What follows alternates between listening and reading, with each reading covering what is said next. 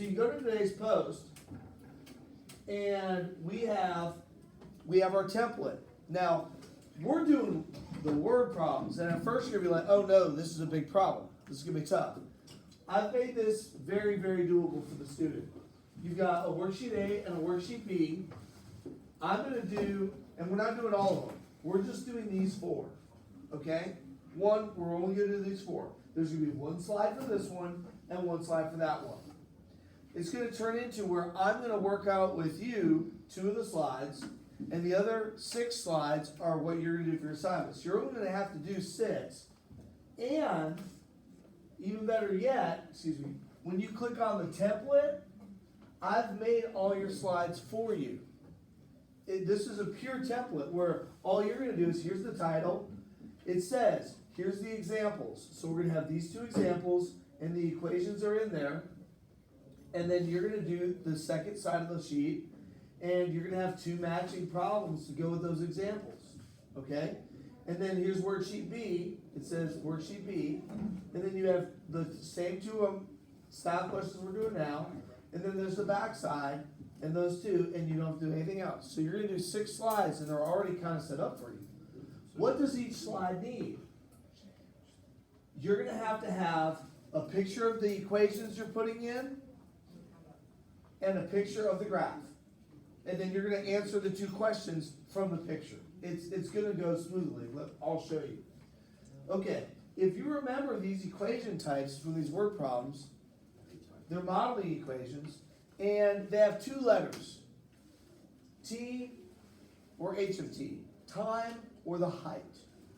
Now, when you're asked to solve, they usually give you one of the letters. They'll either say, okay, the time is 4, what's the height? So they'll give you the input, and you got to find the output.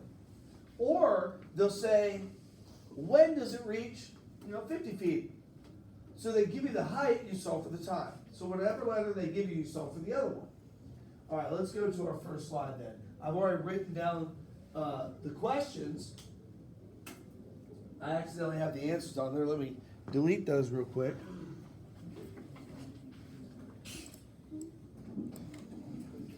All right, these are the 2 sample questions. Now your problems will not have the Desmos equations in there. It just has the modeling equation. I've already put these ones in, but what did I do from this one to this one? What changes took place? Right. Desmos doesn't always work very well with other letter types, okay? So the output, H of T, height, is our Y, and time is our X on the X-axis. Okay, cool. So all you're going to do is then you're going to take the modeling equation and put it into Desmos, and I think there it is. Is that it? X squared plus 10x plus 4? Yep. Okay. And let's see here.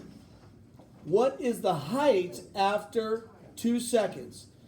So here's our equation, and it wants to know the height after 2 seconds. So if I tell you that it's been 2 seconds, what information did I give you?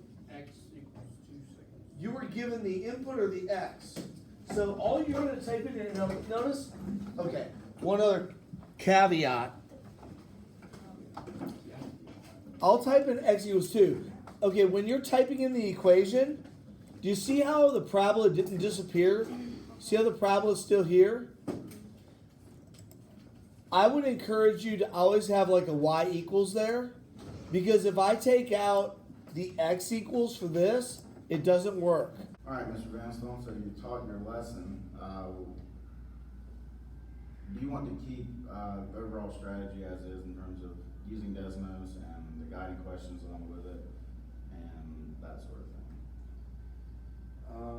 I think it could be improved a little bit if I added an exploratory piece in there.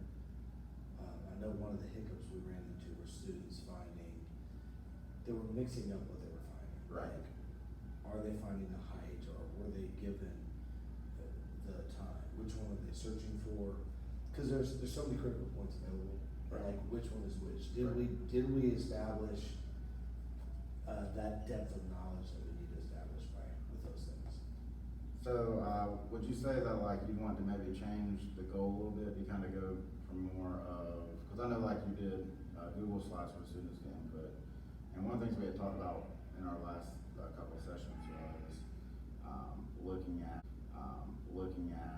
using Desmos as an entire lesson, using a template from Desmos. Would that be something you'd be interested in looking at in the future, or do you want to kind of, cause I think using the Google Slides is great for, interactivity, but maybe for that exploration piece, using a Desmos lesson. I think what I would wanna do is just integrate, like a mini, 10, 15-minute exploration, and then go into the Google Slides lesson. Right. That way, they can explore and answer questions. If we can make it move on Desmos, make the lines move, like what height they're trying to reach. Mm-hmm. And, if we had about a 15-minute exploratory piece, Right. I think that would benefit them and help deepen their understanding. Would you want to, change maybe how you would assess the students at all? And assess the goal in general of integration of Desmos and questioning and? Maybe using Desmos, like, that doesn't show if they're right or wrong. Do you It use it can if if you you do set that? it up, yeah. Then I think that would give you the feedback we would need as far as the goal. Okay, that's something we. That and, monitoring on the classroom, I think. That would definitely be something we could set up. Be formative. What surprised you as you were kind of going through your lesson and kids are using Desmos a little bit more frequently than they have in the past, or your guiding questions? I think what surprised me with a portion of the student population had to do with the guided practice part, which may not have been in the video. It was like after the fact, some of the kids were not connecting the dots as far as what are they solving for. Right. They were mixing up, were they solving for the height or, the best part was that I didn't go over when we set the vertical line, the horizontal line above it, and there wasn't a solution, and they had to sit there and say, Coach, I don't get what's happening here. Right. And I was like, well, here's the benchmark, the height that they're trying to reach. Does it hit that height? And then there was a lot of aha there, but at the same, that's why I think that Right. beneficial. Did you hit any roadblocks as you were going through? Yeah, kids were sometimes getting confused with those pieces, like, what are they solving for? Right. And with each question. Anything just a little bit more exploratory options would be the route to go? I think it would address all the needs, or, I'd have to reassess the situation after we develop Right. that, but I think it would definitely be valuable. Right. So would you want to potentially keep the strategy of, like I said, using Desmos as it is, or would you want to try to revisit how you're doing it at all, That's like we discussed, adding that exploratory piece, I think would really refine the lesson. The lesson's not bad as it is, but I think it would definitely improve and develop more retention. anything that, would you want to assess that exploratory piece at all, or would you want that to be kind of more, exactly just kind of exploratory? I don't think I would wanna assess it, I would just, it would have the assessment with it, like Right. formative, but they would have to get through it, Right. And it's kind of one of those things where everyone should be able to get through it. Right. So I think that would be as far as I would go, as far as assessing. So when would you like to meet again? To discuss, Developing continuing this ideas. development? Well, we gotta get it done soon, because. EOC's right around the corner, right? EOC's are coming. So what big things would you like to see done before we meet again? Would you want to see a sample of a Desmos activity of what that exploration piece could look like? Yes, Okay. yeah, I think that would be great. We can do that. So let's just plan to do it, next week. I'll do the Desmos and we'll kind of just walk through it.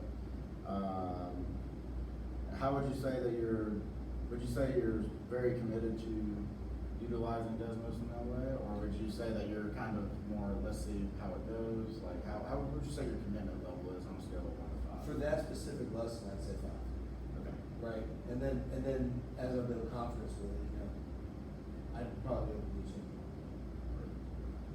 Okay. Well, Mr. Benson, I think that's all we have. Thank you very much for being the guinea pig of all this. Thanks, man.